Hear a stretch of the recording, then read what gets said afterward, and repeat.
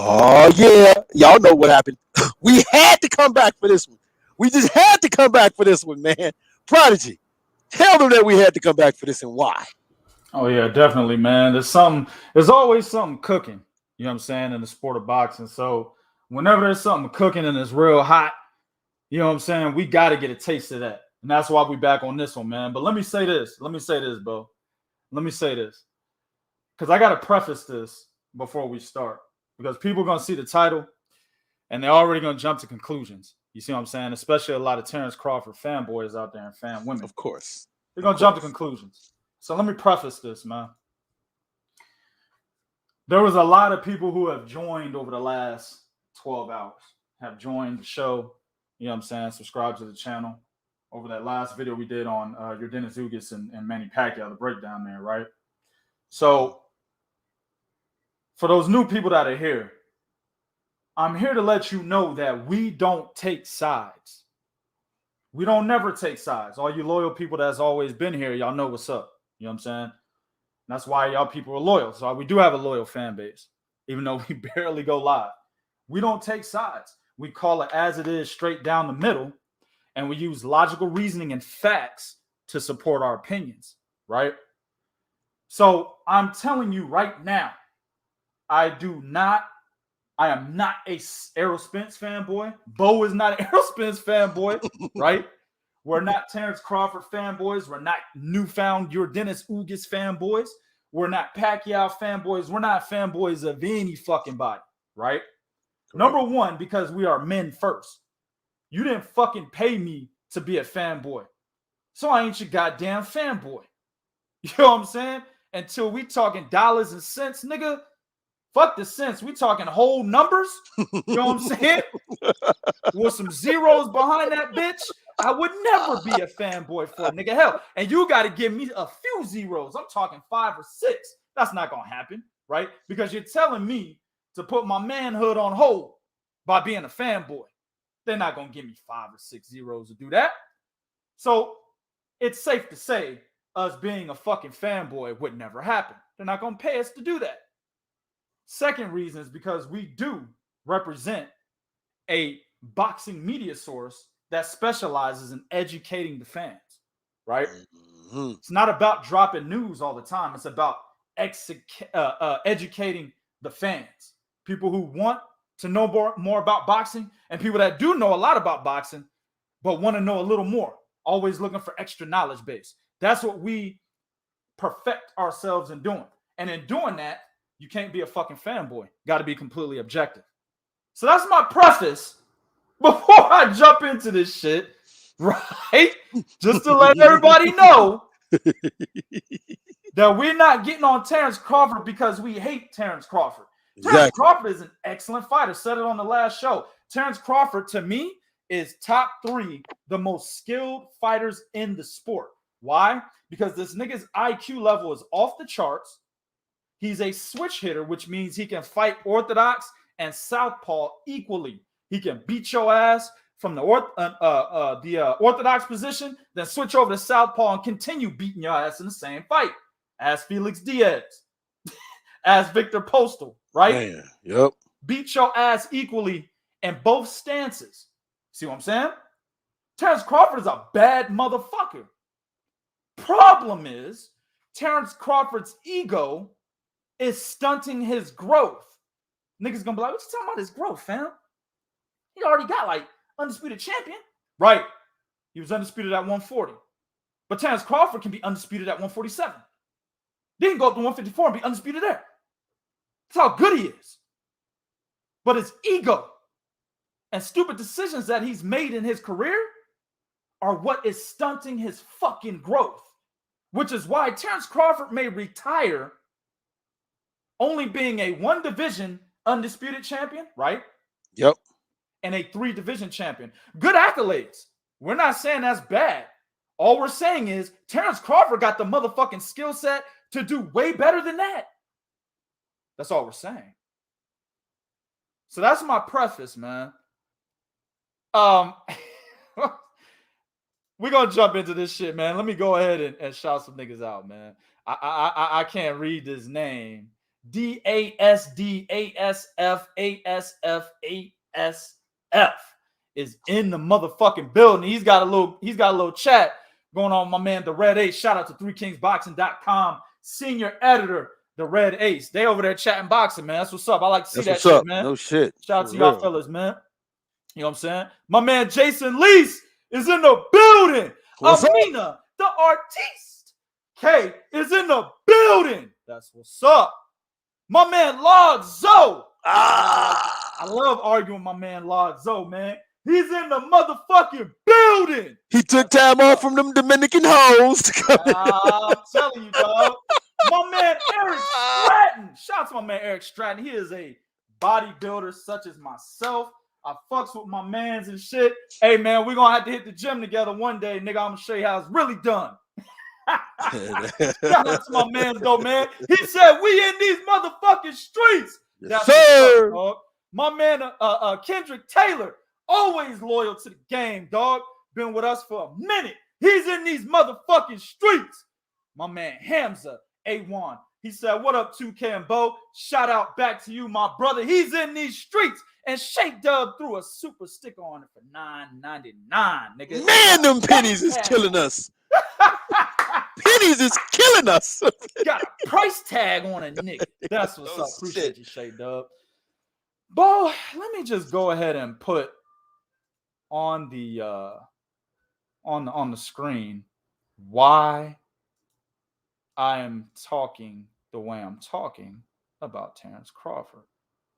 So if y'all haven't seen this already, Terence Crawford said, let me read the first one. I forget it. Twitter's all fucked up in the order.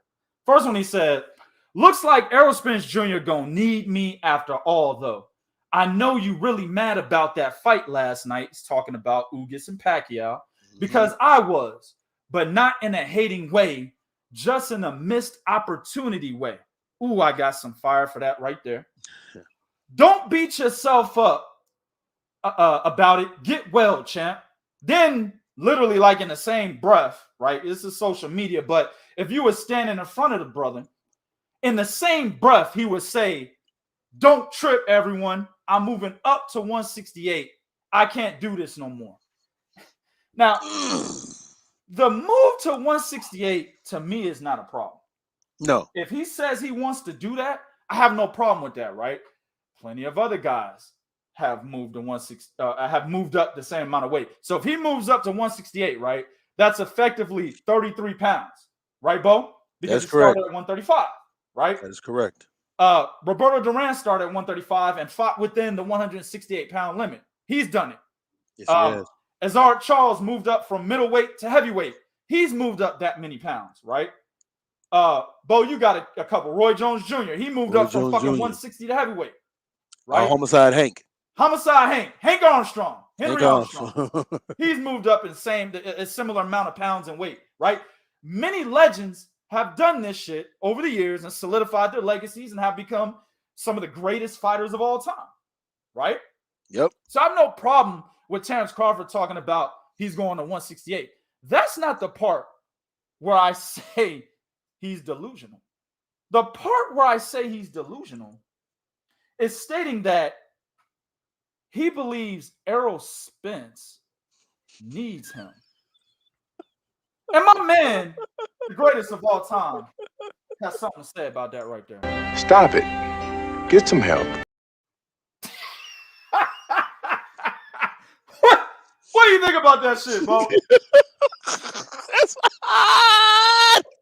Stop it. Get some help. This nigga's what fucking and I got my shit. I got my ether.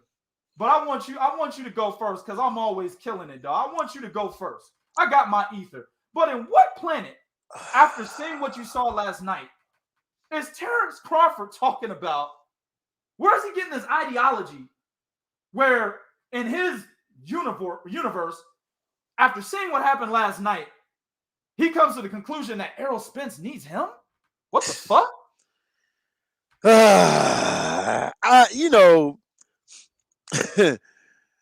When you're out there, and you're boogalooing and you're fucking doing the Soul Train line with white motherfuckers. Oh, hold on. I got you, bro. Wait. What are you talking about? You talking about this one?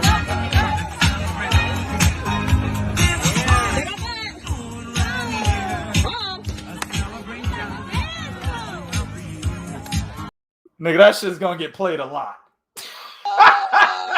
I'm letting y'all know.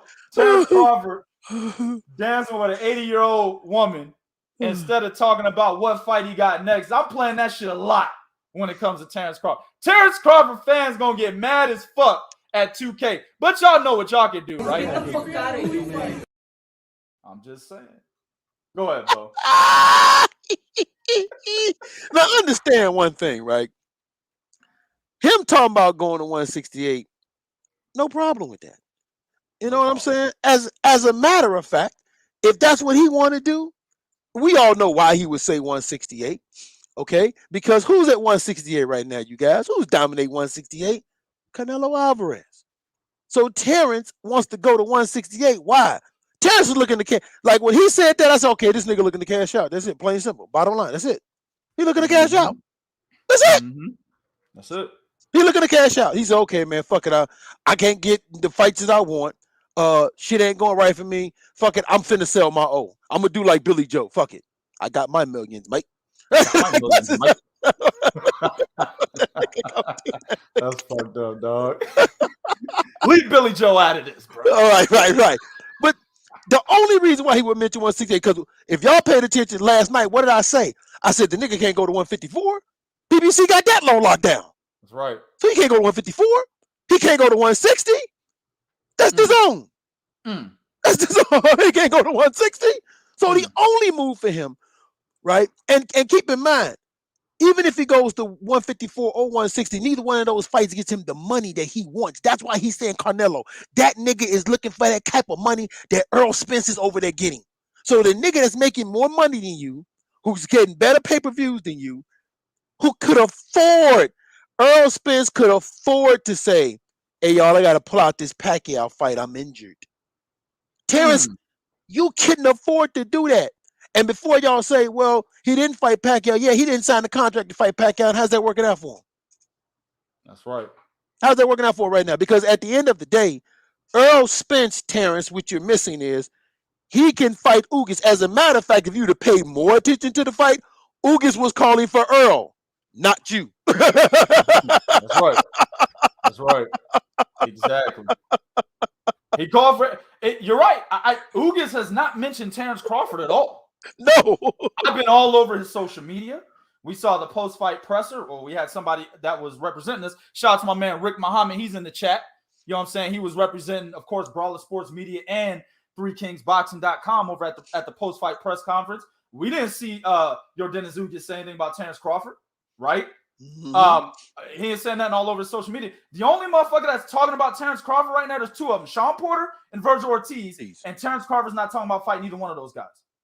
Right. Go ahead, Bo. And actually, here's another scenario I'm finna give y'all. And my man Loizo, you have a good point. Right now, if Shawn Porter wants to, because mind you, him and Porter and fucking Crawford is about to go to purse bid. All right. And depending on who wins that purse bid, if Triller wins that purse bid, fight's not happening. That's right. If Triller decide to jump in and win that purse bid, okay, y'all, fight's not happening. Triller's giving money away, bro. I mean, not $9 million to Teofimo Lopez to fight George Camboody. Right. Nah, bro. He giving away money. Right. So you best believe, Jack, if Triller win that, fight's not happening. All right. Yeah. If PBC win that, there's still a very good chance fight doesn't happen. At the end of the day, the problem that you're going to have is Shawn Porter, who is there in attendance, Shawn Porter can easily do this. He can say, well, you know what? I want a rematch with Ugas. And then Errol Spence can say, you know what? I know I said fuck this nigga, but fuck it, man. I'll fight motherfucking Keith Thurman. That's right. That is a mega fight. Back-to-back mega fights. It's a big fight. Yes. Keith's only lost to Manny Pacquiao. That's a big fight. He could do that. Then after beating Keith, the winner of Keith and fucking Spence can fight the winner of Ugas and fucking Porter. That's right. And where does that leave Crawford? And those are bigger money fights, by the way, too. Let's understand. It's not like, hey, man, they need to fight Terence Crawford. You ain't getting no money fighting Terence Crawford. I'm sorry. I hate to tell y'all this. You ain't getting no money fighting Terence Crawford. Mm-hmm. You're just not. That's why Terence Crawford is showing up at Errol Spence's boxing matches and not the other way around. See? Yep. So you ain't getting no money fighting Terence fucking Crawford. I mean, you're not, right? And here's the thing. What people don't understand is, and you know, I'm a piggyback off of what my man Lord Zoe said right here. That's on the screen right now. What people don't understand is that PBC is not having any trouble. There's always rumors with PBC, man. Mm-hmm. Right? I remember in 2015, the rumor was, oh man, they're looking for buyers. They ain't gonna last 2 years. Well, we're in 2021. No shit, right? Okay. Then it was, you know, Al Heyman, the niggas, you know, he's in major debt with these investors and stakeholders. Man, he probably gonna be seeing some jail time. He's violating the Muhammad Ali Act. Golden Boy and Top Rank have filed lawsuits against him. Oh man, Al Heyman's gonna be done in the sport of boxing. 2021, nothing's happened. Nope. The only thing that's happened is PBC has gotten better at what they do. And the one fact that everyone cannot deny is that nobody's out here talking shit about PBC. Nobody. I haven't seen a fighter. I'm sure there's one. I'm sure there's some guys out there that might have said something, right? But the bigger names that matter, they're happy. But we did see Terence Crawford in a little tussle with Bob Arum, so much so that Bob Arum was like, look, nigga, everybody's expendable. No, Bob Arum said he sure did. Even Terence Crawford. Then he came out and said, it's not about basically what Terence Crawford wants. It's about if we want to keep him. He said that too. You don't believe us? Go to 3kingsboxing.com. Articles are there. This is coming out of Bob Arum's mouth about one of his top fighters, man. Right? You got Teofimo Lopez upset with Todd DeBuff over at Top Rank and said, fuck it, I'm going to go fight with Triller. Y'all not giving me them ends. Nobody at PBC is saying this. Nobody. Mm-hmm. So whatever rumor or huge numbers or, you know, downfall people are saying about PBC, I can tell you right now is bullshit. There's nothing wrong with PBC. And all you got to do is have eyes to see and a brain to basically conjure up the right kind of logic to understand the situation. PBC has welterweight locked the fuck down, nigga. Locked down. And 154. They can do whatever they want and look at everybody else and be like, you ain't getting no fight? Who are you? My name's Terence Crawford. And? Who you with? Top Rank? Shit, nigga. Not PBC. They can do this. Ladies and gentlemen, understand they told Canelo fuck off. They sure did. Hey, they said, wait. You said you want your $40 million guarantee even if Caleb Plant gets injured and you get to pick your opponent? Get the fuck out of here, boy. Get your punk ass up out of here. Who the fuck what your name is, nigga? Right? Caleb Plant was like, give me the fight. Sign on a dotted line. Caleb Plant, a lot of people don't understand. Caleb Plant was ready to fight. He signed his end of the contract. Canelo had these outlandish demands like he always does. Mm-hmm. And he's used to fighters being like, okay, all right. I'll take you for what you're saying. Fuck it. Even though I got to come in at your weight, I can't rehydrate 2 pounds over. And I can't have none of my family members at the fight. And you get to have the gloves, the judges, everything. Fuck it. I'll still fight you. Right? But Caleb Plant now, Heyman was like, nigga, please. You want your $40 million guarantee even if Caleb Plant gets injured and you get to pick your opponent. What the fuck? Exactly, Red. He said PBC 1, Canelo 0. Yep. Exactly. And mind you, Caleb Plant was getting $10 million and did not fuss, cuss, or scream one goddamn time when they told that nigga to kick rock. Sure to not. Sure to not. So at the end of the day, bro, PBC is running shit right now. Are they running boxing? I won't say that much because old ass Bob Arum is a cunning motherfucker, man. Yes, he is. Bob Arum can get shit done. even in a drought. Bob Arum is like that drug dealer that's still always getting money no matter what. You know what I'm saying? Man. So I will never say Bob Arum is behind anybody, right? But PBC is doing their own fucking thing, dog. And when you look at the landscape at 147, Terence Crawford is on the outside looking in. And he knows it. Why do you guys think this nigga skipped 154 and 160 and said, fuck it, I'm going to 168? Know what I'm saying? Why didn't he say 154? Because he knows PBC's running the roost up there. Yep. Now, Jamel fucking Charlo has 3 belts. And then the last one is Brian Castano. Brian Castano affiliates with PBC. That's not his main management and promotional company, no. But he affiliates with PBC. Could he possibly get a fight with Brian Castano? Sure, right? And he beats Brian Castano, but it puts him back in the same place he's in right now at 147. A nigga with a WBO belt trying to unify with a nigga that's with PBC. Puts him in the same fucking boat. So he goes to 160. My man Bo mentioned that's the zone and shit, right? But the money that Eddie Hearn has, that stranglehold at 160, where does Terence Crawford fit in? I think he could get some fights up there at 160, right? Yeah. But if he fights Demetrius Andrade, in my opinion, Terence Crawford is trying to get a big money fight and check out. That's what he's trying to do. That's my point. And you're not getting that with Castano or Andrade. He's not.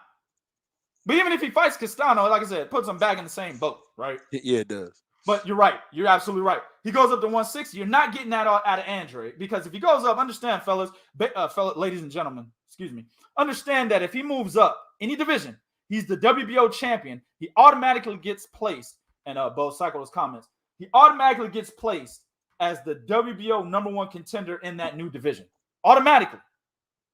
So that 154 is Brian Castano, 160 is Demetrius Andrade.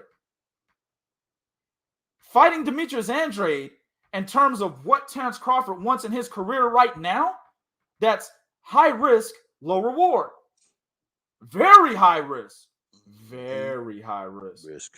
That is not a fight that you look at and say, oh man, Terence Crawford got this. Absolutely not. Actually, I got Demetrius Andrade. Ooh. At 160? Oh yeah. Oh yeah. So you go to 168. 168 is difficult too. Mm-hmm. Because look at the champions at 168. It's only 2, right? Canelo's got 3 belts. And then you got Caleb Plant. Caleb Plant is PBC. Canelo can do whatever he wants. So by process of elimination, Terence Crawford's talking about going to 168 because he wants a Canelo fight. That's process of elimination, right? I think Canelo beats Caleb Plant. I hope Caleb Plant puts up an excellent fucking fight, right? And it's an excellent fight to the point where we look at that fight and say, damn, this is a split decision, majority decision, whatever. I hope he puts up that kind of fight. But I think Canelo Alvarez, his name is too big for a guy like Caleb Plant to overcome the judges. Mm-hmm. Caleb Plant, with his ability to box, is not going to allow him to overcome the judges. It's not. He's not good enough. He's not a good enough boxer. You need to be Floyd Mayweather-esque. And even Floyd Mayweather had a fucking scorecard of a draw against Canelo Alvarez. If Floyd Mayweather, who outboxed Canelo Alvarez, in my opinion, 10 rounds to 2, still gets a majority decision win over Canelo, what the fuck you think Caleb Plant's going to get? And that was at the peak of Floyd Mayweather's fame. Exactly. Canelo was barely known, nigga. Canelo was getting beat up the entire fight, bro. I gave him 2 fucking rounds, man. 2. I can argue 3. That's it. Canelo did not win 4 rounds against Floyd Mayweather. He did not. So if Floyd Mayweather can only get a majority decision win after the dominance that he pitched, what the fuck do you think is going to happen to Caleb Plant, man? Caleb Plant has to be 10 times better than Floyd Mayweather, but he doesn't have that ability. So he's going to lose to Caleb Plant, just like Canelo Alvarez. Just like my man Rick Muhammad said, he must stop. He has to stop Canelo. Exactly. Yes. And he's not going to do that. He doesn't have the punching power, doesn't sit down enough on his punches, right? And then his punch placement is not that great. So Canelo's going to be the new undisputed. Well, he's going to be the first undisputed champion at 168 pounds. There's never been an undisputed champion at 168 in the history of boxing. Canelo will be the first 168-pound undisputed champion. He will also be the first Mexican undisputed champion in boxing history after November. Absolutely, 100% guaranteed. Okay? Yep. Canelo is going to be the great. Canelo is going for greatest Mexican fighter of all time. Oh, yeah, absolutely. Terence Crawford is looking at becoming the WBO mandatory for Canelo Alvarez. That's what he's doing. Process of elimination. Easy work to understand that. Basic logic reasoning, man. Right? Yep. Canelo can do whatever the fuck he wants. He's already working with PBC right now. He can work with Top Rank too. So that's why Terence Crawford is saying that. Does he win? Absolutely not. Canelo beats Terence Crawford. At 168? Absolutely. Yes. Mm-hmm. Terence Crawford's an excellent fighter. I think he's too small for 168. Understand, Canelo, guys, can fight at 175. He already did it. I think Canelo could fight at cruiserweight. He's just a little too short for cruiserweight. What's Canelo like, 5'7"? Right? Yeah, he's like 5'9". Yeah, they got him listed 5'10", so 5'8". You know how they 5'8". Yeah. He's too small for cruiserweight. Cruiserweights are like, look at Lawrence Okoli. That nigga's like 6'3". No right? shit. Cruiserweights are 6 foot and over and shit. You know, even though he beat the shit out of Sergey Kovalev, or at least actually, let me take that back. In my opinion, he was losing that fight and then crushed the Crusher. You know what I'm saying? With his own shot, he could hit him over the top and then hit him to the body. I can't fucking remember, but he ended up knocking the nigga out. Right? Slumped that nigga in the corner. Slumped that nigga up. Nigga out there looking like Jermaine Taylor and shit getting slumped. You know what I'm saying? But he's too small for cruiserweight. So he'll probably max out at 175, right? Mm-hmm. Terence Crawford is too small for a Canelo Alvarez, in my opinion. I think Terence Crawford, again, will probably be outboxing this nigga. But the judges will give it to Canelo because Canelo will get to Terence Crawford. Excellent fight. I would love to see it. And honestly, the skill level that Terence Crawford possesses is the kind of skill level that is needed to be able to defeat a Canelo Alvarez. Absolutely. Canelo's not unbeatable, guys. That's very true. Look at all his fights. He's getting hit constantly in every single one of his fights. And he fights in spurts. All of them. Shit, Billy Joe Saunders, a lot of niggas disagree with me. I don't give a fuck. But Billy Joe Saunders was winning the fight when he got his face broken. Billy Joe was winning the fight. I had him winning by a round. Okay? He was winning the fight. I had Erislandy Lara beating him at the end of that fight. Austin Trout was busting that ass before he did it down, before my man did the stanky leg and shit in round 9, I think it was. Right? After that, he heard the scorecards because it was open scoring. He went out there and tried to knock Canelo out, and that's when Canelo was given the opportunities to overcome. I thought Canelo won that fight, but you can make a case for Austin Trout. He was busting that ass in the first 6 rounds. He beat Miguel Cotto, but Miguel Cotto was tagging him, right? The only time Canelo has dominated guys, purely dominated guys, right, is when he fought niggas like James Kirkland. Mm-hmm. Josecito Lopez. Right? Who else, Bo? Amir Khan. Hold on. Amir Khan was beating him too. Well, that's very true. Canelo was waiting to catch him with one punch. Yeah, I believe, y'all correct me if I'm wrong, I believe that knockout was like round 5 or 6. And I know I had only given Canelo 1 round up to that point. Amir Khan was outboxing him before his chin felled him as it normally does. Right? So Amir Khan was beating him too. Sergey Kovalev was beating him. Yeah, he was. Yeah, He's only dominated guys like James fucking Kirkland, Josecito Lopez, Ryan Rhodes, Matthew Hatton. Those are the guys he's dominated. Miguel Cotto brother. Well, that was the only fight up until Golovkin I had ever seen Canelo hurt in. Remember in that second round against the dollar store version of Miguel Cotto, he got hurt in the second round. He was hurt, backing up, got put in the corner and was getting hurt again. That's the first time I had ever seen Canelo get hurt. And then the second time was against Gennady Golovkin, right?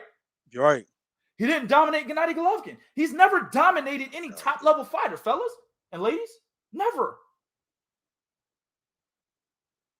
So Terence Crawford's skill set is what is needed to actually defeat Canelo Alvarez. But the problem is Canelo, listen, man, Canelo is the first fighter in boxing history that I've ever seen that has the judges in his favor the way that they're in his corner. I've never seen this before, dog.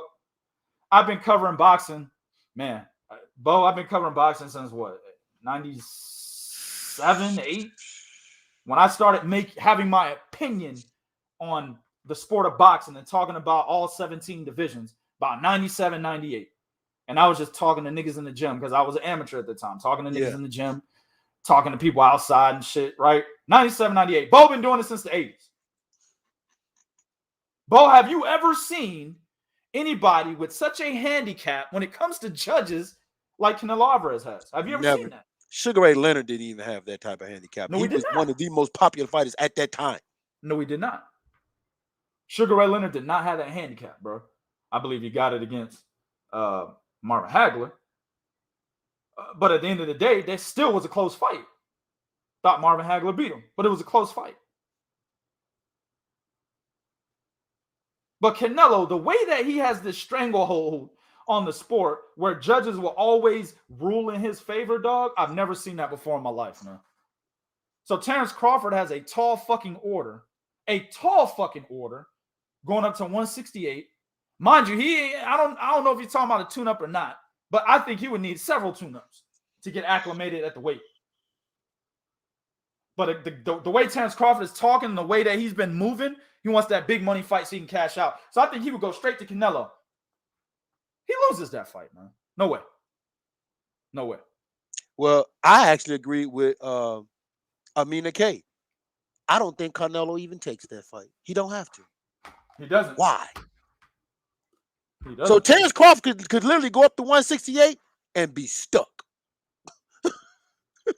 Man, because his name and his star power does not understand. If Canelo Alvarez become undisputed, Canelo can do whatever the fuck he wants. Bob Arum even said it himself. Well, he moves the needle. He can do whatever he wants.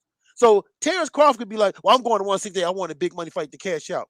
And Canelo could look at that nigga like, this little nigga crazy. I ain't got time for this shit. Who opened the door for this little nigga, man? Exactly. Canelo could get undisputed at 168 and immediately go to 175 and challenge Artur Beterbiev. You think Artur Beterbiev's turning down that fight? No. He could go to 175 and challenge Dimitri Bivol. Hell, we already know Dimitri Bivol's not going to turn it down because he's been trying to get the Canelo fight for like 2 years now. Canelo has options. He ain't got to fight no goddamn Terence Crawford. Exactly.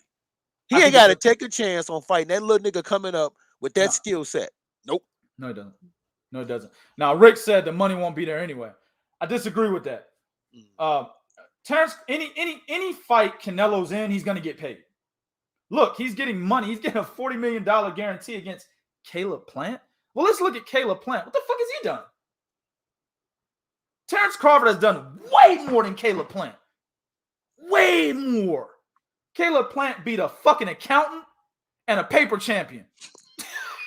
Finger butts. No, that ain't finger butts. No, that's fucking Booz Katigi and fucking Mike Lee. He beat a paper champion and a fucking accountant and a motherfucker with butt in his last name. That's who he beat. And then a second paper champion in Caleb Truax. That's who he's beaten. What the fuck has he done? Right? A $40 million guarantee for Caleb Plant? Canelo's going to get money because Bud is still a top name in the sport. Caleb Plant is not. So people are going to be intrigued in any fight that Terence Crawford is in, and they're definitely going to be intrigued in any fight that Canelo Alvarez is in. You see what I'm saying?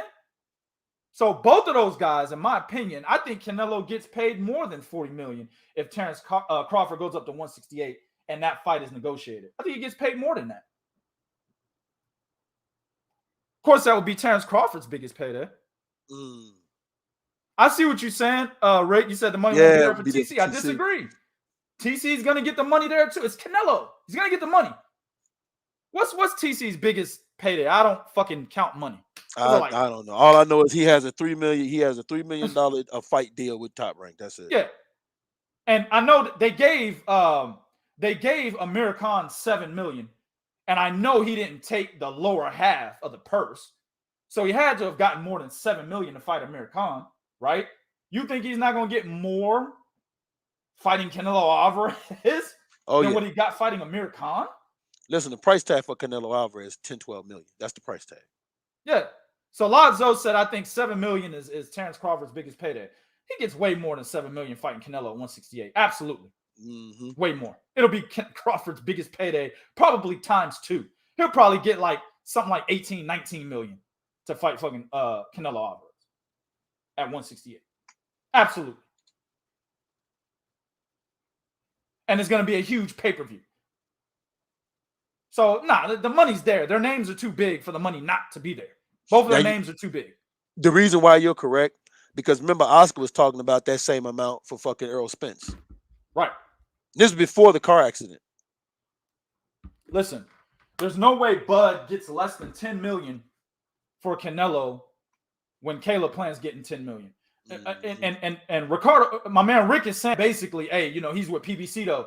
I get that. But that doesn't mean that the other promotional companies are not going to look at the market value. They have to, bro. Terence Crawford ain't taking less than that. It's the same thing when Keith Thurman was like, hey, man, you gave Amir Khan $7 million, so I want 10 to face Bud. Remember that? Mm-hmm. Keith Thurman wasn't – that's correct. He should have said, I want 10. Amir Khan's not on Keith Thurman's level. Amir Khan's never even held a belt at 147 and been campaigning there since I was a broke nigga like 10 years ago. I've been having money for a decade, nigga. I've been sitting on money for a decade, nigga. And Amir Khan has not been champion since I was broke. And he got $7 million. Hey, yo, that nigga even helped you out in a couple of parlays. That nigga. Yeah, the nigga, that weak ass chin helped me out with that goddamn Danny Garcia fight. That's some big money off that knockout win for Danny Garcia. You know what I'm saying? So, yeah, dog, this nigga ain't been a champion for over a fucking decade, man. And he got $7 million. So Keith Thurman was like, nigga, I'm a former unified. Actually, he was only former unified at the time because he got stripped. He hadn't lost to Manny Pacquiao yet when he was asking for $10 million. He was correct in the ask for that much.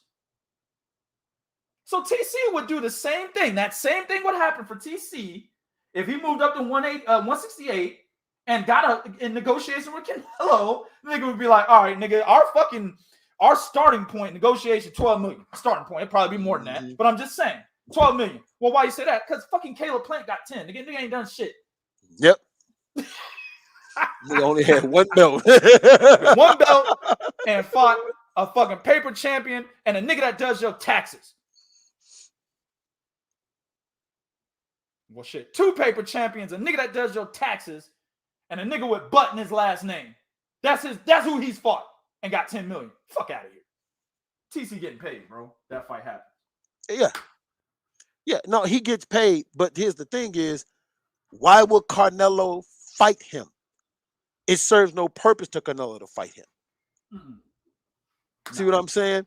Like, once he become undisputed, he don't have to fight this nigga. He can be like, yeah, all right, nigga. Yeah. Yo, Canelo, I want to fight with you. Yeah, all right, nigga. Here, man, eat this ice cream. And yeah, that nigga ice cream cone, dog. Yeah, man, eat this ice cream, nigga. You got that man an ice cream cone. Exactly. Took that nigga to the ice cream truck. Say, hey man, you pick whatever you want, bro. Pick whatever you want, dog. What do you want, nigga? Damn. You know. Right. My man said Jacobs got 12 million. Hey, proving my point. Exactly, Rick. You're exactly, right. Rick. You're right. What the fuck did Daniel Jacobs do? What has Daniel? Look at Daniel Jacobs. What did he do besides beat Peter Quillen? What did he do?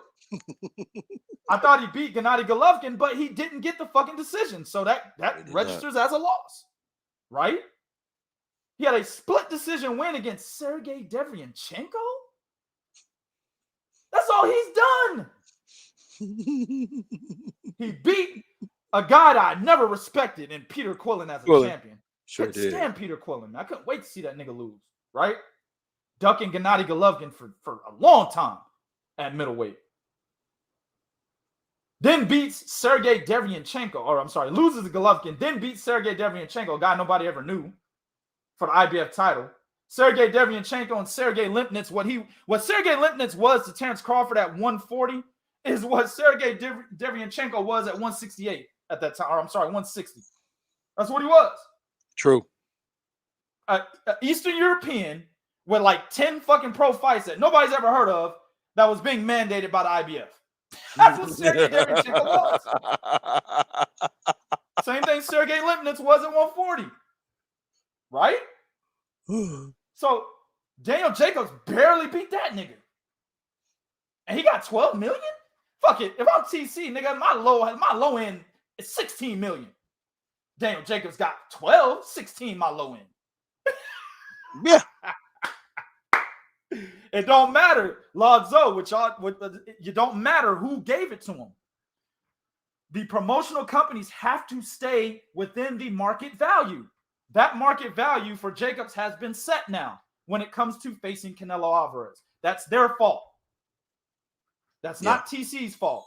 Now that Jacobs is getting 12 million, TC has the right to say, well, my bottom line is 16 million, nigga. We'll start from there. If they can pay it, then pay it. If they can't, then there's no fight.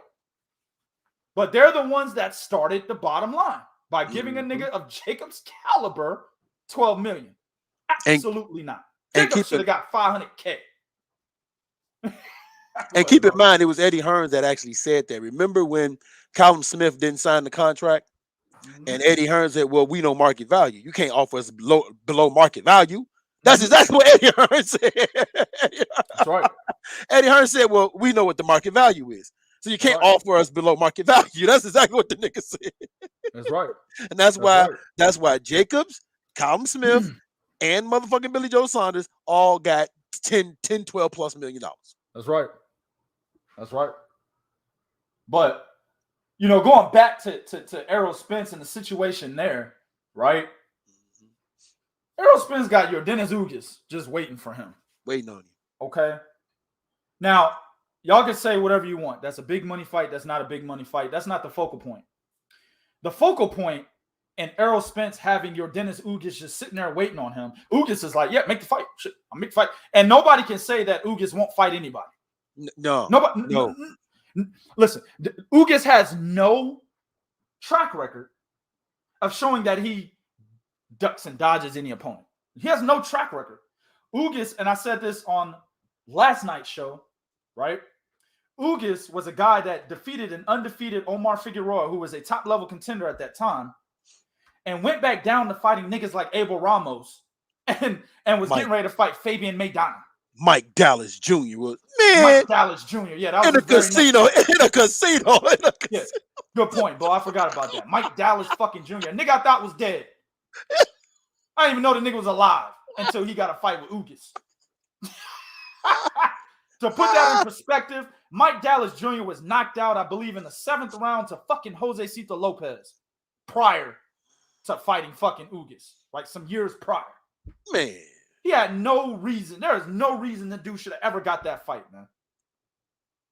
So Ugas is a guy that even though he deserved more after beating Omar Figueroa, got less and still continued to move on. Sure did. So that fight is there. Ugas is what Ugas says from his track record, what Ugas says, he means. And what he's saying right now is, I want Errol Spence. So really, everything's in Errol Spence's court. It's up to him if the fight happens. Because Ugas is going to take the fight. Yes, he is. Okay? So with that being said, the focal point is not whether there's money there's no money there. That doesn't matter. The focal point is, if Errol Spence and Yordenis Ugas fight and Errol Spence wins, this motherfucker is a 3-belt unified champion, bro. And has even more ammunition to tell Terence Crawford, hey, nigga, 70-30, 80-20. Even more ammunition. Why? Because Yordenis Ugas just defeated a legend in the sport, right? which catapulted his status to being quite possibly the number 2 guy at fucking welterweight. Some people are saying he's the number 1 guy now. Motherfucker said that last night on the show. Sure did. Nigga said that last night on the show, and I've been seeing it on social media since last night's show. So some people are actually saying that Ugas is the number 1 guy at welterweight right now. If that's the case, then he absolutely catapults Errol Spence's status if Spence beats him. Mm-hmm. And then he goes to Terence Crawford like, hey, nigga, you the last motherfucker left. What we gonna do? Terence Crawford's gonna be like, hey, man, I was an undisputed champion at 140. That's what the fuck he gonna say. Like that matters in negotiating a fight at 147. That doesn't matter. When you're negotiating a fight at 147, what matters is what the fuck you did, nigga, at 147. That's what fucking matters. Yes, they do take in consideration what you've done up to this point in your career, but that's not the primary fucking priority, nigga. Just like any other job that all of us have, right? The job, the day job I got, the day job Bo got, the day job that my man Brandon Chadwick got, the day job that the artiste Amina K got, the day job that Lord Zoe got when he not fucking them Dominican strippers and prostitutes, right? The day job that Rick Muhammad got, right? Right. Nigga, you don't get no promotion. You don't get no promotion based off of, hey, dog, you remember what I did back in 2017, nigga? Yeah. You don't get no promotion based off that. No, you don't. You get a promotion in 2018 based on what you did in 2017. But in 2021, you get a promotion based on what the fuck you did the year before, right? Evaluations happen every year. They're supposed to anyway. If you got a job where you're not getting an evaluation at least once a year, quit. Get the fuck out of there. Right? But evaluations should be happening once a year. These are everyday day jobs, man. Yep. And they evaluate you based on what the fuck you've done within that year's worth of time. So if you're trying to get a promotion in 2021, they're going to say, well, what the fuck have you done in 2020? They don't say, you know what? You're slacking in 2020. You've been slacking in 2019. But man, in 2018, you are a bad motherfucker. Here's your promotion. No. That's not how that works. No. So they're looking at Terence Crawford. They're considering how he was an undisputed champion, how he's a 3-division champion, how he's been in the pound-for-pound list for years. They consider that. That's why Errol Spence said 60-40. That is legit. That was legit, really. Because at 147, beating up a fucking high school math teacher, a nigga with a fucked up leg, right? A nigga with a glass chin that ain't been a champion for a fucking decade, and a washed up fighter with 2 fucked up eye sockets, nigga, I don't get you 50-50. Nigga, I get you 70-30 in my opinion. Especially when Errol Spence is beating, let's see, one of the top guys at welterweight in Shawn Porter, right? Mm-hmm. He defeated Kell Brook. Yes, that was after Gennady Golovkin, but he was undefeated at welterweight and was still a belt holder. He wasn't completely washed like when Terence Crawford got him, so he defeated him. Right? And Errol Spence went to his backyard to do it. Errol Spence went to the UK. Good fucking point, Bo, right? The nigga got in the car wreck, came out of the car wreck, and used a top welterweight as a fucking tune-up in Danny Garcia. Right? And then I'm giving him Mikey Garcia because I don't give a fuck how many people said, oh man, Mikey Garcia was small. That's not Errol Spence's problem. Mikey Garcia pursued him. Sure did. Mikey Garcia, I believe, was a 3-division champion, right? And was trying to be a 4-division champion. Yeah. Defeating Errol Spence. Undefeated, 3-division champion, fucking up everybody in his motherfucking path, was a top fighter, and he pursued Errol Spence. And like it or not, but there were a lot of people that thought Mikey Garcia was going to win that fight. Oh, hell yeah. Hell yeah. There was a lot of people. So when you consider that, Mikey Garcia's name goes in the fray too. So that's 4 fucking guys, right? Literally 4 guys take off Kell Brook, 3 guys, Shawn Porter, Mikey Garcia, and Danny Garcia, that you can say are better than everybody that Terence Crawford has fought at 147. Am I wrong, Bo? No, you're not. So why does he get 50-50? Not at 147, no. If Nigga, the fight was taking place at 140, then he would be the shot caller. Right. If it was at 140, yes. Yes. If those two negotiated a fight at 140, Terence Crawford's the man. Abso-fucking-lutely. Absolutely. But at the end of the day,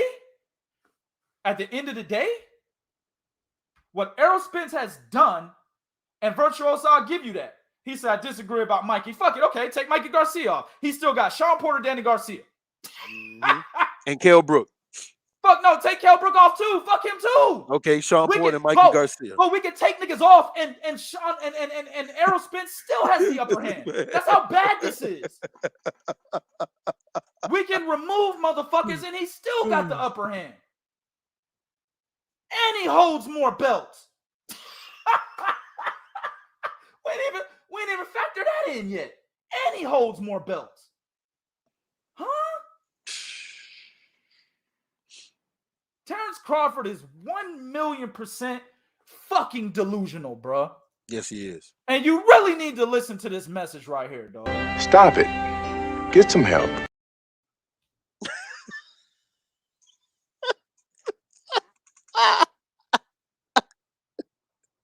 You got anything else on this shit, bro, before we move to the next one? All right, man. Before we move on to the next one, I want to read something because, a lot of times some of y'all might just think, hey, man, this is us. This is how we feel. No. It ain't just us. So I'm going to read some comments from the post that was made about this, right? Antonio Fisher said, Bud must have rode to the short bus. How does he need him when Ugas is also a PBC fighter? Bud needs to hurry up and fight a named fighter. He better take that Porter fight. He's being slowly forgotten. Yes, he is. Yes, I agree. He's moving down the listen, I think this is still an updated list. If y'all can look at y'all screen real quick. I think this is still updated, right? Let me move that banner for me, bro. I got it. All right. I think this is still the same list we got on there on 3kingsboxing.com right now. Yeah, it is. Right? Yeah, it is. You see where Terence Crawford is at? He hasn't lost yet, right? But I have no choice but to do this because Terence Crawford he's either fighting the guys we don't want to see him fight, while guys like Josh Taylor, Errol Spence, Canelo, and Inoue are fighting. They're actually improving their legacy. Canelo's not really fighting the guys we want to see 100% either. We like to see him fight Jamal and David Benavidez. But at the end of the day, he did beat Billy Joe Sanders. He did beat Callum Smith. He is a 3-belt champion, right, at 168. And he's going for Undisputed. We got to give him that credit, even though it's not really the names you want him to fight. Errol Spence is doing his motherfucking thing. The win over Danny Garcia, using Danny Garcia as a tune-up, bro, this is a 2-division champion. And Danny Garcia beats anybody not named the top fighters at 147. Yeah. That's not a tune-up. And he used him as a fucking tune-up after he almost died, nigga. That's huge. Yeah. Errol Spence is that nigga right now. Naoya Inoue, he's been that dude for a very long time. I've been telling niggas about Naoya Inoue since 2014, man. Oh, hell yeah. Wasn't he your 2014 Fighter of the Year? Yes, he was. Who did they give the Fighter of the Year in 2014 to? This is ironic. Terence Crawford. Terence Crawford. I said, no. This guy right here, Naoya Inoue, is the Fighter of the Year. And I was back before Terence Crawford's the status he is now. I fucked with Terence Crawford heavy back then. But Naoya Inoue was that motherfucking dude at that time. Right? And a lot of people didn't know who he was because he was at a smaller weight. Yeah, most definitely. Josh Taylor's run at 140 to be an undisputed champion is more impressive than Terence Crawford's. Yes, it was. It's more impressive. It was. Right? Yes, it was. I'm sorry, y'all. Y'all can feel how y'all want to feel. Yes, the fuck it was. Right. If Alexander Usyk beats Anthony Joshua, guess what? Crawford goes down. After Crawford hasn't fought in 2021, what are we supposed to do? He's putting us in this situation. I want to move the nigga up because he's that good. but he won't fight anybody. What am I supposed to do? Right, Bo? My fucking hands are tied, nigga. Hey, and motherfuckers agree with you because Freddie Pagan said Crawford is the one who hasn't fought anybody with the real name. Why would Spence need you? Exactly. Well, it's not even just that. He's right. I'm not disagreeing. But that is probably a lower priority reason. The reason is, nigga, a guy that just became another big fish, a top 3 name in the division, wants to fight Errol Spence.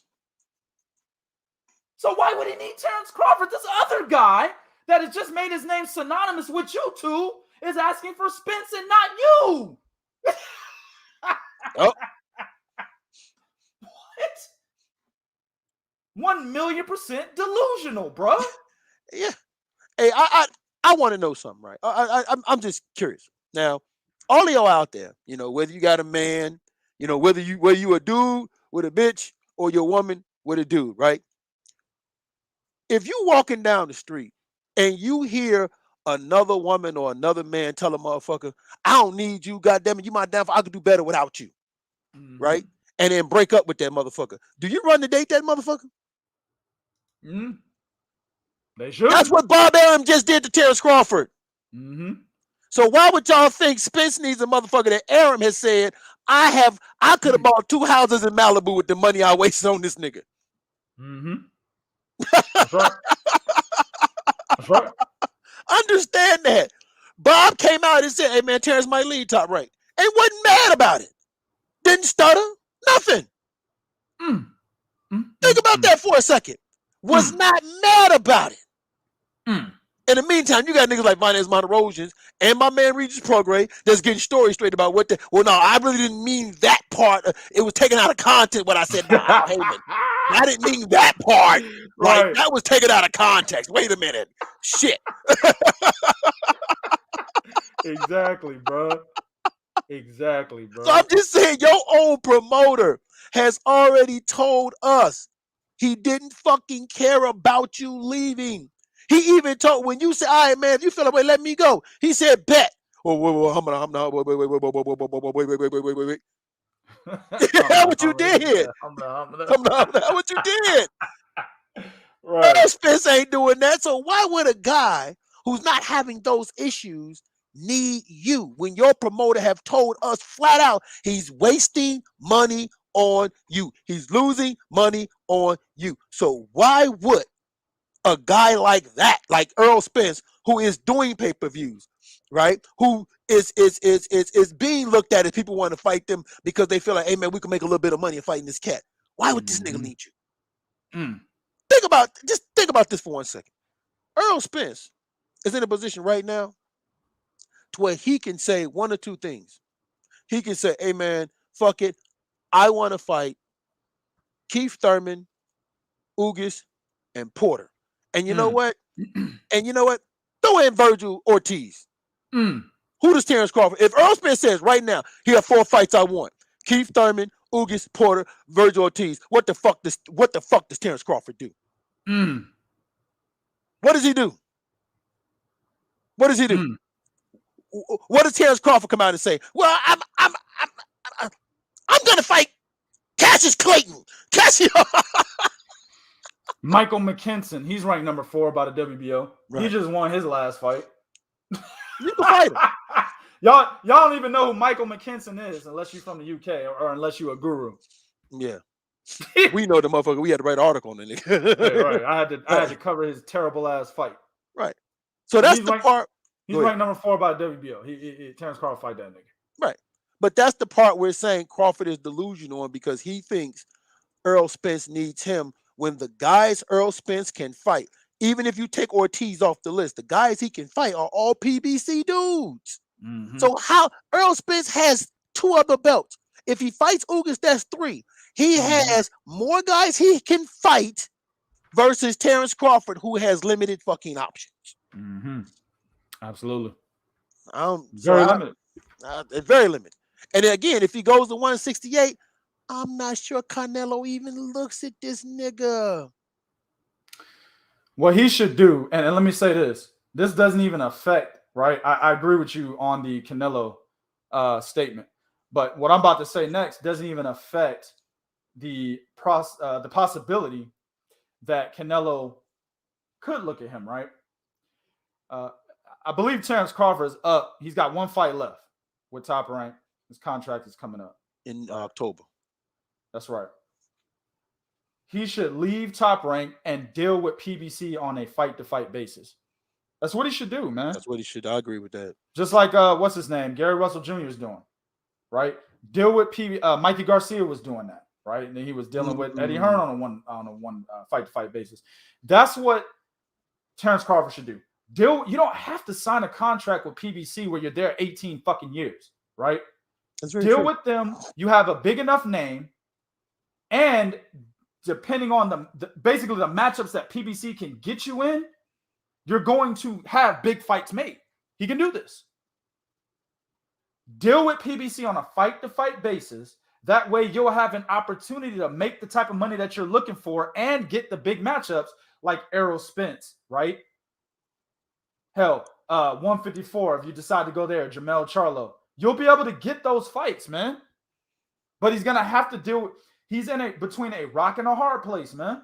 Yep. He's got to deal with PBC on a fight-to-fight basis. And even if he goes to PBC, it does not affect in a negative way the possibility of getting a Canelo fight if he wants to go to 168, because Canelo is just showing that he can deal with PBC. That's actually a very good point. That's actually a very good point right there. Right. It's a win for this nigga if he deals with PBC on a fight-to-fight basis. Hell, maybe even a 2-fight deal. It's a win-win for Bud, man. I don't know what's wrong with this dude, bro. This is easy. This is easy to understand. Maybe there's some behind-the-scenes shit. Bob Graham is just willing to get that motherfucker more money under the table that Al Heyman wasn't. Maybe that's what it is. I don't know. But from what we know from our perspective, this is very simple to understand. So there must be something out there or behind the scenes that just keeps this motherfucker with Terence Crawford. Maybe Bob Arum threatened his life, nigga. I don't know. Mm-hmm. Maybe some Bob Arum goons was like, hey, bro, you know what's going to happen if you think you're going to leave, bro. Because that hot shit Bob Arum was talking in 2020, I'd have dipped.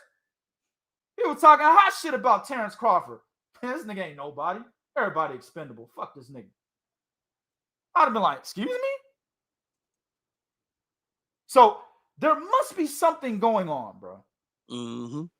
There must be something going on behind the scenes with Terence Crawford and why he's so loyal to Bob Arum, even though being loyal to Bob Arum, right, is not having a positive effect on his career. I don't understand. Yeah. My man Draco Bay, we not saying that Terence Crawford get beat at 147. We're saying that that Errol Spence needs him after Bob made it clear that he's losing money. That's what we're saying. Bob is the one that said, hey man, I've been losing money on this dude. And actually, all you got to do is look at his pay-per-view numbers. His two pay-per-views combined still came up short than Errol Spence's lowest pay-per-view numbers. Absolutely. Right? And Bob Arum has made it clear he's been losing money on Terence Crawford. Mm-hmm. So we're not saying that he gets beat. We all know they ain't got nothing to do with getting beat, just like Demetrius Andrade is not a big money maker. But we definitely feel, and we've said on the podcast, that if Andrade fights Canelo Alvarez, we believe Andrade beats Canelo Alvarez. I think so too. Right? He might not get the decision. Right. He might not beat him. Yes, you know what I'm saying? So it's not about whether or not he gets beat. It's about the fact of if you're going to say somebody needs you, you can't have shit out there like this where your boss is pretty much saying, I don't need you. Yep. That's all, bro. That's right. Because if, honestly speaking, Terence Crawford beats Errol Spence, in my honest opinion. I think he beats him. Yeah, I've been saying that for a long time. I've been saying that for a long time. I think Terence Crawford gives Errol Spence a hell of a fucking fight. And I think Terence Crawford would edge him. I believe that. Mm-hmm. But the more, let me say this. Let me say this too. Let me put this on top of that. I tell you guys all the time, boxing is 95% mental. 95% mental. And Brandon, I got you. I got you, bro. Listen what I'm about to say next. Boxing is 95% mental. the mental place that Terence Crawford is in today will get him beat by Errol Spence. 100%. I believe that. Skill for skill, I think Terence Crawford is a better fighter than Errol Spence. Skill for skill. He has more tools in his chest. And he's a smarter fighter than Errol Spence. Errol Spence is fucking smart. Terence Crawford's a smarter fighter. And he has more tools in his chest. When you train for Terence Crawford, you have to train for two fighters. You have to train for a fighter that's going to fight you orthodox, and you got to train for a fighter that's going to fight you southpaw. Sure do. You're fighting for two fighters in the same training camp when you're training. You're training for two fighters in the same training camp when you're training for Terence Crawford. That's hell, bro. You got to get the right sparring partners, all that shit. That's hell. He has a higher IQ, and he's more of a skilled fighter than Errol Spence. However, with Terence Crawford having 1 foot out the door, that has led to not disappointing performances, but performances that make you go, Mm-hmm. Like when he fought Egidijus Kavaliauskas. Right. Hell, I didn't even like his performance against Amir Khan, to be honest with you. Amir Khan is whack, right, at 147. Great 140 pounder. Terrible at 147. But he didn't look good against Amir Khan the way that I expected him to look. I didn't think he looked that good against Kell Brook either, the way that I expected him to get. Like, he had a swollen eye against fucking Kell Brook. Right? Yeah. This is a washed up Kell Brook. Guys. A completely washed Kell Brook. With him having 1 foot out the door, that's showing where his mental fortitude is at. And it's very low right now, in my opinion. That is going to get him beat by Errol Spence if they fight right now. He has to get his mental game back up and be mentally ready and not be talking about, shit, I don't need Errol Spence. This is a real tweet that he put out. Shit, I don't need Errol Spence. I'm already in the Hall of Fame. When you talk like that, you'll lose. You'll lose that fight. Yeah. All right, man, let's jump to the next one, man. We done killed that shit, man. All right, what you got, man? Yeah, we got 18 minutes, man. We're gonna jump to the next one. Manny Pacquiao, my man pulled a hole in his shoulder, but this time he's holding his knees. But look, man, he said in the post-fight interview, my man said, he said it twice, right? Right. He stated that the reason why he couldn't adjust to Yordenis Ugas' style is because he had stiff legs. Mm-hmm. Verbatim, he said leg cramps in both of his legs. Right. Now, I'm in the middle on this one, right? Okay. On the left side of the spectrum, it's, oh man, this nigga's making an excuse. Bullshit. On the right side of the spectrum, it's, well, he's admitting defeat by saying, hey man, I just can't move the way I used to, right? But the problem I have with this is every time Manny Pacquiao loses, it's not, yeah, my opponent got the best of me tonight. It's always something. I wasn't mentally focused. My shoulder hurts. My legs just, I've seen this guy's style before. You know what I'm saying? I fought guys like Yordenis Ugas several times. You know what I'm saying? I'm not making any excuses. Kept saying that, right? Said it like 18 times. Understand, guys, and women, when a motherfucker has to keep reassuring you that it's not what you think, it's what you think. I'm not making excuses. Yeah, anyway, this and this. I'm not making excuses. Yeah, man, but when I was fighting, I'm not making excuses. When he keeps doing that, it's what you think. Right? Why couldn't it just been, everybody knows Pacquiao's 42 years old. Everybody knows that he doesn't have the legs that he had when he was fighting Marco Antonio Barrera and fucking Eric Morales, right? We understand that. Why can't it just be Yordenis Ugas was the better man? Why couldn't it be Floyd Mayweather was the better man? Why couldn't it be? Damn, nigga, I always do that stutter step right before I lunge in, and Juan Manuel Marquez timed that shit perfectly and hit me with a perfect counterpunch. Why couldn't it just been that? Why is it always something, right? I'm not saying he's making excuses 100%. What I'm saying is that he's always downplaying his performance, right? As to it being, well, it wasn't that the other guy was better than me. It's because I had something wrong with me. That's my fucking problem with Manny Pacquiao, bro. What do you think about this shit, bro? You know, I'm in the middle with you. All right. Now, you know, being a 25-year-old man, I can tell. Being a 25 plus 25-year-old man, right? Right. Continue. Continue. being a 25-year-old man and flip that number around. But I can definitely tell you now. One thing he said was his legs started cramping in the second round. Yeah. Now, the only reason why I'm not jumping all over him, because if he would say, well, my legs was cramping, you know, in the back room, doing, all right, nigga, you making excuses. But I can actually see that happening, because when you've been out of the ring for 2 years, you haven't fought in 2 years, I don't care how much sparring you do. I don't care how much training you do. We're out of the ring for 2 years. And I don't believe Pacquiao had been, I think he was training, but I don't think he was fight training for 2 years. You see what I'm saying? And even fight training does not prepare you for actual real life action in that ring. It doesn't prepare you for that, right? When you are in sparring, they're not gonna lean on you like a Ugas. They're not gonna hit you with a jab that's gonna make your neck snap back, which makes your neck stiff, which stiffens your back, which fucks with your legs. They're not gonna do that in sparring at real time at 100%. Sparring is always anywhere between 30 to 45%. Niggas sometimes in sparring, sometimes in the gym only like doing 50%. That's a little bit too much, right? The most you'll do is 60%, 75%, close to fight week. And even with that, they dial it back some because they don't want you to get a cut and bullshit like that, right? So when you've been out the ring and you're 43 and you've been out the ring that long, and then it's happening to you in real time, I can see that happening to him. But at the end of the day, we all know that's part of the sport. So why even say something after the fight about your legs?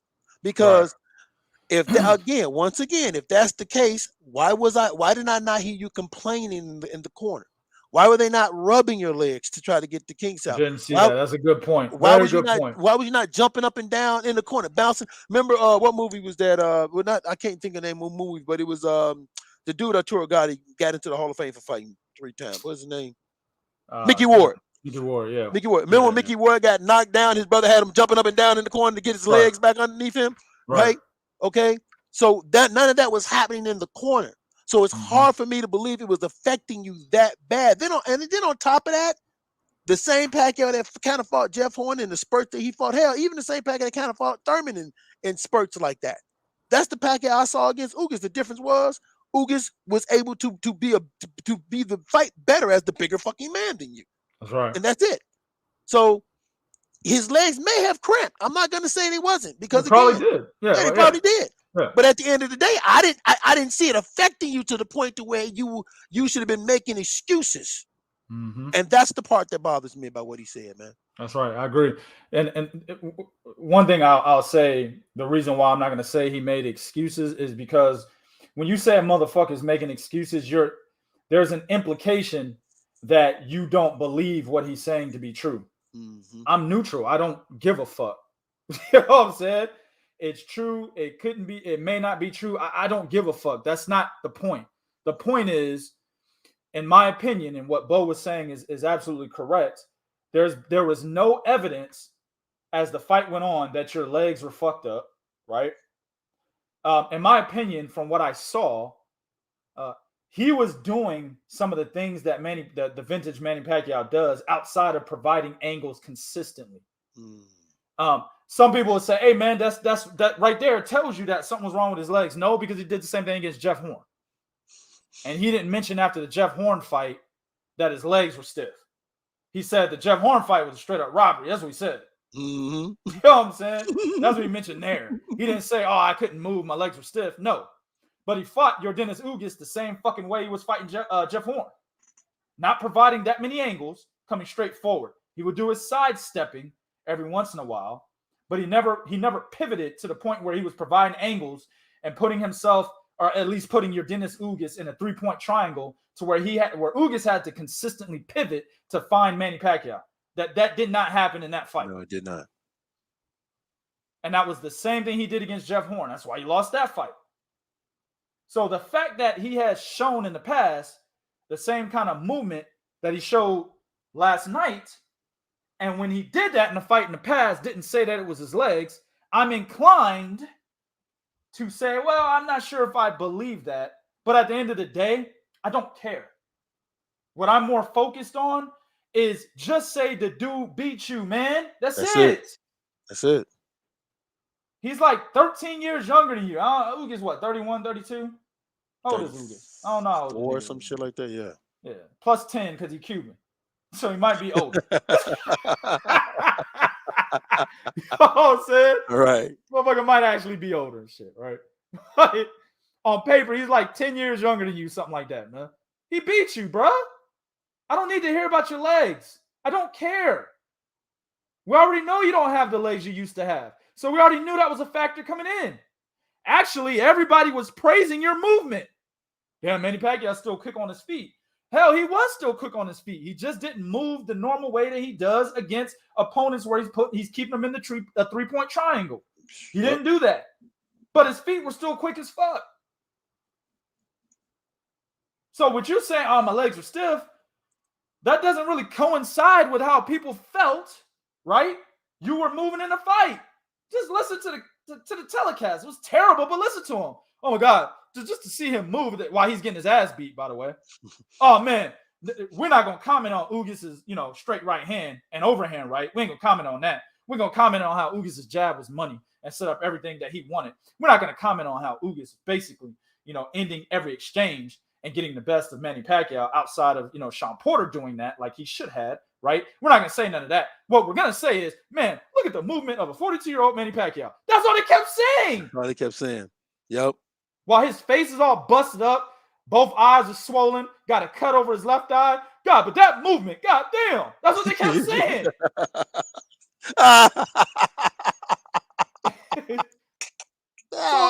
So your statement doesn't even coincide with what people were saying, man. So just give it a rest. You lost to the better man. And to be quite honest with you, yeah, you said, I've seen his style before. You're right, you have. And you've always struggled with that style. Your entire career, you've struggled with pure boxers. Pure orthodox fighters you have struggled with. Right? Yes, sir. You got 4 fights with a pure boxer and pure counterpuncher in Juan Manuel Marquez, and you arguably lost 3 of them. Well, he lost 1. He did lose 1, got knocked the fuck out, and arguably lost the other 2. You arguably only won 1 of those 4 fights, right? Take a trip down memory lane real quick. We got 7 minutes left. I'll do this very quickly. The first fight, right? Juan Manuel Marquez was dropped 3 times. This off top of the dome, fellas. So correct me if I'm wrong. The first fight, Juan Manuel Marquez was dropped 3 fucking times in the first round. Mm-hmm. He proceeded to get off the fucking deck and beat the dog shit out of Manny Pacquiao and ended up getting a draw. Think about this, fellas. When you go down 3 times in 1 round, you're already down 3 rounds. This motherfucker more than made up for it and got a draw in the fight. So he arguably won that fight. He lost the second fight, right?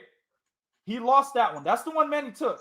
The third one, people were saying he was robbed. Marquez was. Hell, I remember Amir Khan was a fucking commentator in that third fight, and he was actually Manny Pacquiao's stablemate because that was when Amir Khan was training with Freddie Roach. Sure was. And he was always sparring with Manny Pacquiao. That motherfucker even said live on the telecast, yeah, Manny Pacquiao lost that fight. He even said that. So many people, including Manny Pacquiao's stablemates, were saying he lost the third fight to Juan Manuel Marquez. And then the fourth one, you already know what happened there. So that's Marquez, a pure boxer and a pure counterpuncher. Tim Bradley, don't give a fuck what y'all think happened until Tim Bradley got scared of the death threats, being a pussy-ass dude, right? And basically succumbing to what fans were saying about him winning the first fight. Manny Pacquiao was struggling with Tim Bradley. He struggled with him in the first fight, whether you think Pacquiao won the fight or not. And he was struggling with him in the second fight until he decided, oh, let me try to knock him out, and gave Manny Pacquiao all the opportunities in the world and ended up losing the fight. He said, oh, I hurt my ankle, but the nigga wasn't moving like he hurt his ankle. He just started trying to knock Manny Pacquiao out, right? After, in the first half of that second fight, I remember that straight right hand lifted Manny Pacquiao off his motherfucking feet. Go watch the fight. I remember that, bro. That was the biggest punch of the fight. Lifted Manny Pacquiao smooth, clean off his feet, bro. And then the third fight, at that point, he'd already gave Manny Pacquiao fellatio. So it was done and over with. He lost that fight before he got in the ring. If Tim Bradley was more mentally tough, wasn't being a fucking beta male because he was scared of what the fans were saying about him, and that's why he, after the first Manny Pacquiao fight, his stupid ass went in there and almost died against Ruslan Provodnikov because he was trying to please the fucking fans. If his stupid ass wasn't a fucking beta male, was more of an alpha and said, fuck y'all fans, like I do all the time. I walk these streets all the time saying, fuck boxing fans. I ain't scared of nobody. Why the fuck is Tim Bradley? This nigga right here, y'all, true story. This nigga right here collected his money from the Canelo Mayweather fight with a Mayweather TMT shirt on, tipping the entire way. Exactly. In a place full of Mexicans. Place full of They Mexicans. were staring. I was like, what you gonna do? I'm not a small guy, so they gonna stare, but they ain't gonna move up. You know what I'm saying? They're not gonna move. They just gonna stand back. Place full of Mexicans, bro. Right? So why is Tim Bradley scared, bro? To the point where he changes his fucking style. If this nigga was more of an alpha male, right, he probably would have won the second and the third fight. You got Floyd Mayweather. I stopped counting the amount of straight right hands Floyd Mayweather was landing on Manny Pacquiao. I got tired of counting it. I said, fuck it. This is ridiculous. He keeps getting hit by the same punch over and over again. Isn't that reminiscent of what happened last night? Oh, my God. He kept getting hit by the same overhand right over and over and over again. Floyd Mayweather knew that. Yeah, exactly, Rick. And lead right hands. Floyd Mayweather was mixing that bitch up, nigga. Straight right hands was on money all night against Manny Pacquiao. Eric Morales, Marco Antonio Barrera, they gave him trouble.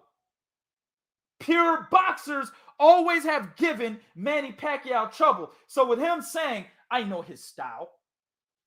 Nigga, you're saying to me, if you know boxing and all you guys out there that know boxing, you're saying to us, yeah, you know his style and you always struggle. Continue. That's what I heard.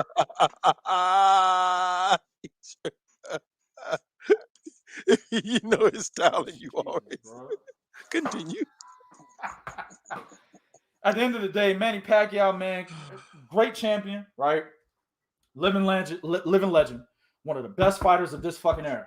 Hands down. Hall of Fame material. Hall of Fame, bro. He's already Hall of Fame. He just hasn't been inducted yet because he hasn't retired yet officially. But when he does, easy work. Mm-hmm. Easy work, first ballot Hall of Famer. Absolutely.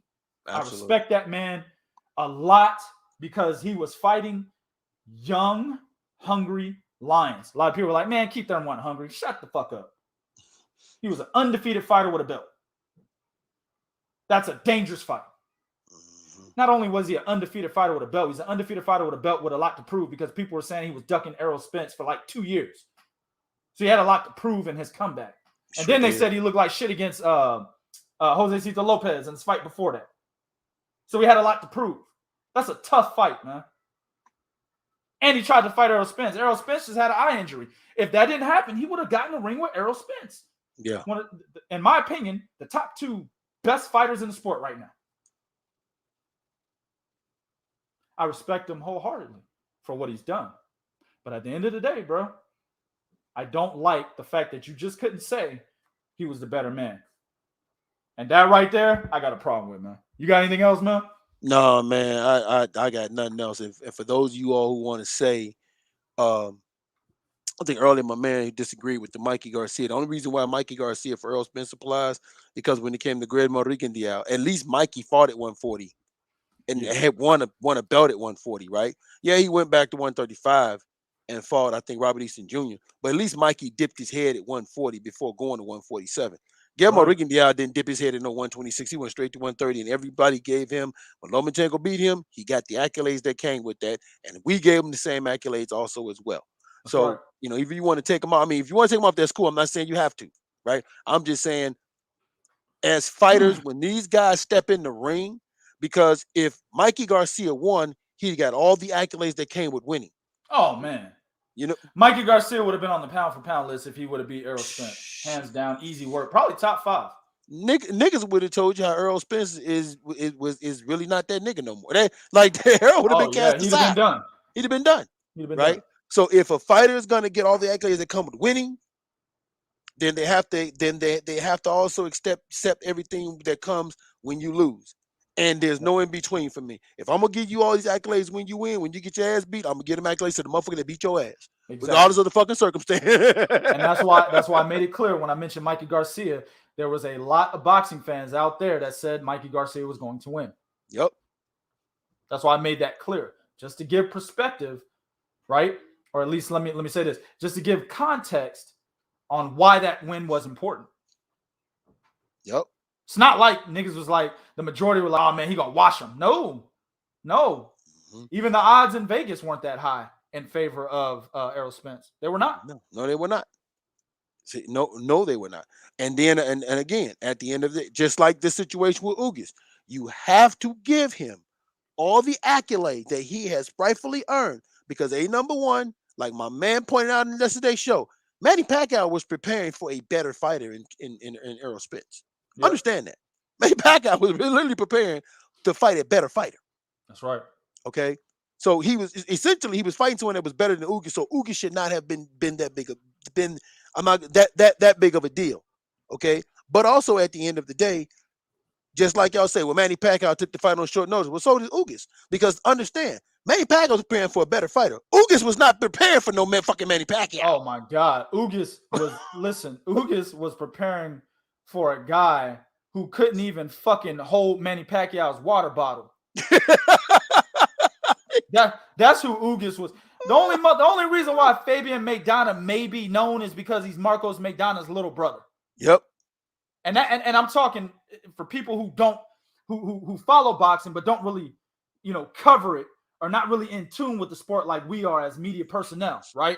Right. We know who he is because we're fucking media personnel. We got to cover every boxer that's out there, right? But the more than casual fans don't know Fabian Maidana like that. He wouldn't even be holding this nigga's water bottle, nigga. Manny Pacquiao would try to give his spit bucket to somebody. Fabian Maidana would be like, give it to me. Be like, nah, man, give it to somebody else. Who the fuck is this guy? Give it to somebody else. That's who he was preparing for. Great fucking point, bro. Yeah. So at the end of the day,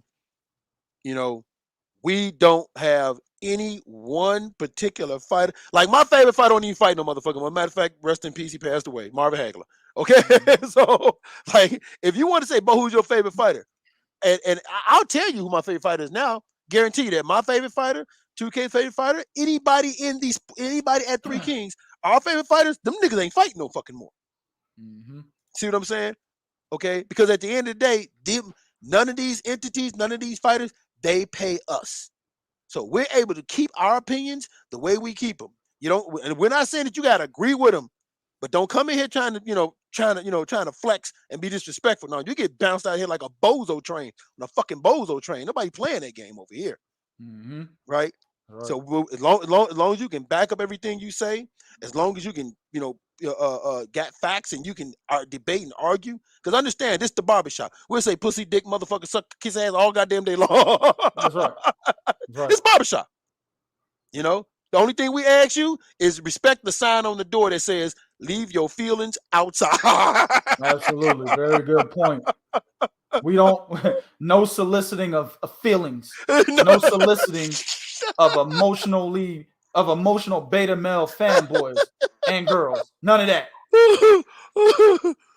Real talk, man. All right, y'all, we're going to get up out of here, man. Y'all know what it is. Go to 3kingsboxing.com for your source of pure, unadulterated boxing information, as the banner says right there on your screen. Follow us on Twitter, man, at 3kingsboxing. On Instagram at 3kingsboxing, of course, right here on Facebook.com/3kingsboxing. Kind of a surprise for a lot of people going back to back. I remember Amina K at the top of at the beginning of the show. She was like, "Damn, back to back shows. I love it." That's what's up. Yeah, we're gonna try to do things like this, man. Try to go live when shit pops off. But stay in tune with this YouTube channel and of course on Facebook. The YouTube channel, of course, is Prodigy of Boxing Talk. Stay in tune with that. If you haven't already hit the like button, hit the like button. If you haven't already subscribed and you're new to the channel and you like the content, subscribe to the channel. Also, share this motherfucking show. Ain't nobody talking like how we talk, man. You get a lot of cats on YouTube that are emotionally invested in fighters and shit. They think they're going to get a check from somebody from PBC or from DAZN or from Top Rank, and these niggas don't get no money, right? But they're trying their hardest to do so. Or they're just beta males and they just talk about their favorite fighter all day long and don't call him out for any of his flaws. People out there that don't understand what Terence Crawford's doing and what he's saying, right? That continue to just not see the problem with Terence Crawford, regardless of the fact that, in my opinion, he's the most skilled fighter at 147, regardless of the fact that Manny Pacquiao has been a top 5 pound-for-pound fighter for like fucking 3 or 4 years now, right? Regardless of all that, if you can't overlook that and understand that what he's doing and what he's been saying, right, and how he's been treating Shawn Porter, not just Errol Spence, take Errol Spence off the fucking off the list. How he's treating Shawn Porter, and most definitely how he's treating his number one contender right now, Virgil Ortiz. If you don't see all that, you're a fanboy. And that's not what we do over here. So like my man Bo said, man, before you come in here, kick your motherfucking feelings out the door. But until the next one, we appreciate everybody that's in here. Appreciate all the loyalty. Shout out to all our affiliates. Until the next one, we out this